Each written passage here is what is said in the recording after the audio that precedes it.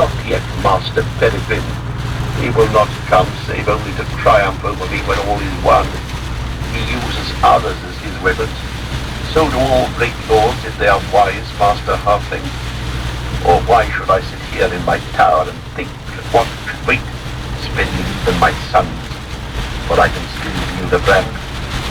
He stood up and cast open his long black cloak, and behold, he was clad in mail beneath, and girt with a long sword, great hilted in a sheath of black and silver. Thus have I walked, and thus now for many years have I slept, he said, lest with age the body should grow soft and timid. Yet now under the Lord of Barad-dûr, the most fell of all his captains is already master of your outer walls, said Gandalf.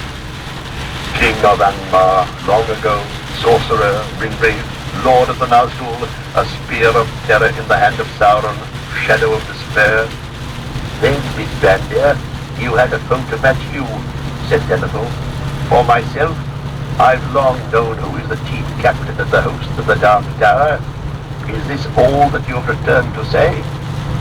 Or can it be that you have withdrawn because you were overmatched? Pippin trembled, fearing that Gandalf would be stung to sudden wrath, but his fear was needless. It might be so, Gandalf answered softly, but our trial of strength is not yet come, and if words spoken of old be true, not by the hand of man shall he fall, and hidden from the wise is the doom that awaits him. However that may be, the captain of despair does not press forward, yet he rules rather according to the wisdom that you have just spoken from the rear, driving his slaves in madness on before.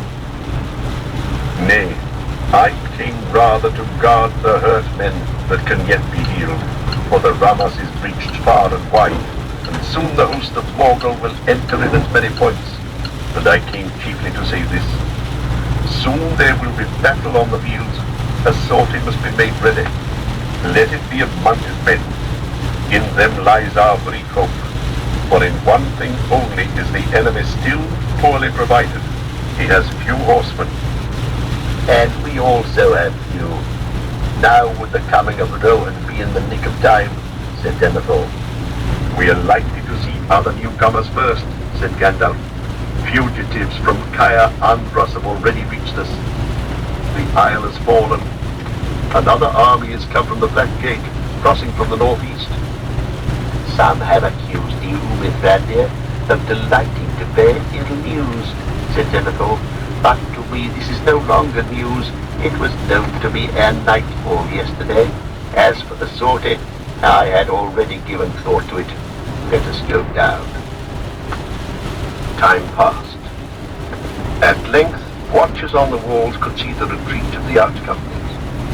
Small bands of weary and often wounded men came first with little order. Some were running wildly as if pursued. Away to the eastward, the distant fires flickered. Now it seemed that here and there they crept across the plain. Houses and barns were burning. Then from many points little rivers of red flame came hurrying on, winding through the gloom, converging towards the line of the broad road that led from the city gate to Osgiliath. The enemy, men murmured. The dike is down. Here they come, pouring through the breaches, and they carried torches, it seems. Where are our own folk? It drew now to evening by the hour, and the light was so dim that even far-sighted men upon the citadel could discern little clearly out upon the fields, save only the burnings that ever multiplied, and the lines of fire that grew in length and speed. At last, less than a mile from the city, a more ordered mass of men came into view, marching, not running, still holding together.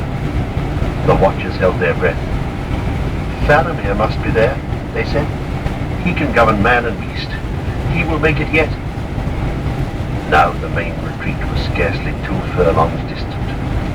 Out of the gloom behind, a small company of horsemen galloped, all that was left of the rear guard. Once again they turned at bay, facing the oncoming lines of fire. Then suddenly there was a tumult of fierce cries. Horsemen of the enemy swept up. The lines of fire became flowing torrents, file upon file of orcs bearing flames, and wild Southron men with red banners shouting with harsh tones, surging up, overtaking the retreat, and with a piercing cry, out of the dim sky fell the winged shadows, the Nazgul stooping to the kill. The retreat became a rout. Already men were breaking away, flying wild and witless here and there, flinging away their weapons, crying out in fear, falling to the ground. And then a trumpet rang from the citadel, and Denethor at last released the sortie, drawn up with